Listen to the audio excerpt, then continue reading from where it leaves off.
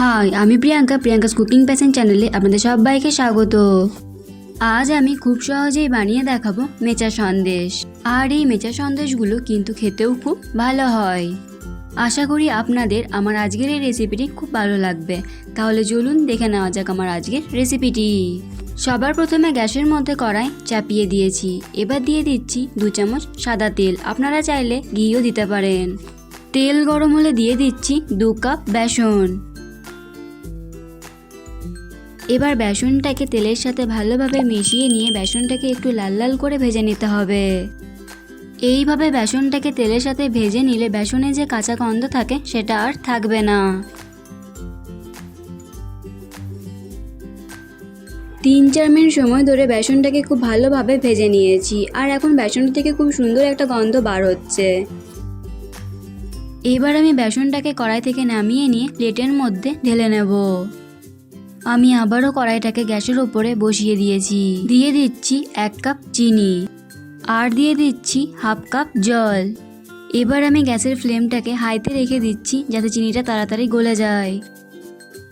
চিনিগুলো ভালোভাবে জলের সাথে মিশে গেছে।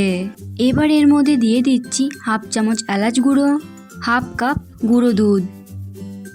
আপনারা গুঁড়ো দুধের বদলে ক্ষীরও দিতে পারেন। এবার আমি গুঁড়ো দুধটাকে চিনি শিরার সাথে ভালোভাবে মিশিয়ে নেব। চিনি শিরার সাথে গুঁড়ো দুধটাকে ভালোভাবে মিশিয়ে নিয়েছি। এবার এর মধ্যে দিয়ে দিচ্ছি আগে থেকে ভেজে রাখা বেসনগুলো।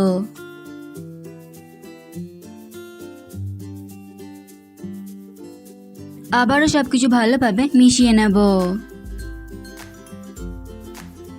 সবকিছু ভালোভাবে মিশিয়ে নিয়ে একটা ডো তৈরি করে নিতে হবে। আর এই সময় গ্যাসের ফ্লেমটাকে মিডিয়াম টু লোতে রাখতে হবে। প্রায় 5-6 মিনিট ধরে রান্না করার পর মিশ্রণটা এখন ডোতে পরিণত হয়ে গেছে। এবার গ্যাস অফ করে দিয়ে মিশ্রণটা একটা থালার মধ্যে নামিয়ে নিচ্ছি। আমি আগে থেকে থালার মধ্যে তেল লাগিয়ে নিয়েছি যাতে মিশ্রণটা থালার মধ্যে আটকে না যায়।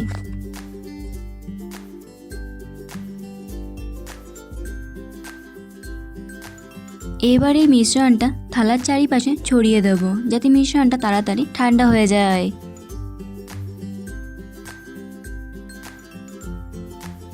মেচা সন্দেশ বানানোর জন্য মিশ্রণটা এখন সম্পূর্ণ ঠান্ডা হয়ে গেছে।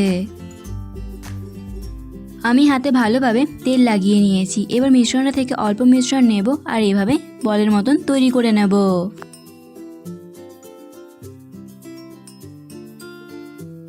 দেখুন বলটা তৈরি হয়ে গেছে। আমি এভাবেই সবগুলো বল তৈরি করে নেব। পুরো মিশ্রণটা একইভাবে গোল বলের মতো বানিয়ে নিয়েছি। এবার আরেকটা চিনি শিরা তৈরি করে নিতে হবে। তার জন্য দিয়ে দিচ্ছি 1 কাপ চিনি, 1/2 কাপ জল। এখন গ্যাসের ফ্লেমটাকে হাইতে রেখে চিনিগুলো সম্পূর্ণ গলে যাওয়া পর্যন্ত অপেক্ষা করব। এবার একটা থালা নিয়েছি। থালার মধ্যে দিয়ে দিচ্ছি 2 চামচ সাদা তেল। আপনারা চাইলে তেলের পরিবর্তে ঘিও ব্যবহার করতে পারেন। এবার হাত দিয়ে থালার চারিপাশে তেলটা ভালোভাবে লাগিয়ে নিচ্ছি। এখন চিনিগুলো সম্পূর্ণ গলে গেছে। এবার গ্যাসটাকে হাই ফ্লেমে রেখে চিনি শিরাটাকে আরও 2-3 মিনিট ফুটিয়ে নিতে হবে যাতে চিনি শিরাটা একতারে পরিণত হয়ে যায়। 2 মিনিট ভালোভাবে চিনি শিরাটা ফুটিয়ে নিয়েছি। এখন চিনি শিরাটা একতারে পরিণত হয়ে গেছে। এবার গ্যাসটা অফ করে দেব। এবার একটা বল নিচ্ছি আর চিনি শিরার মধ্যে দিয়ে দিচ্ছি। আর এইভাবে একটু চিনি শিরার মধ্যে বলগুলো উল্টে পাল্টে নিতে হবে। এবার সন্দেশটাকে তুলে নিয়ে আগে থেকে তেল মাখিয়ে রাখা থালার মধ্যে দিয়ে দিলাম।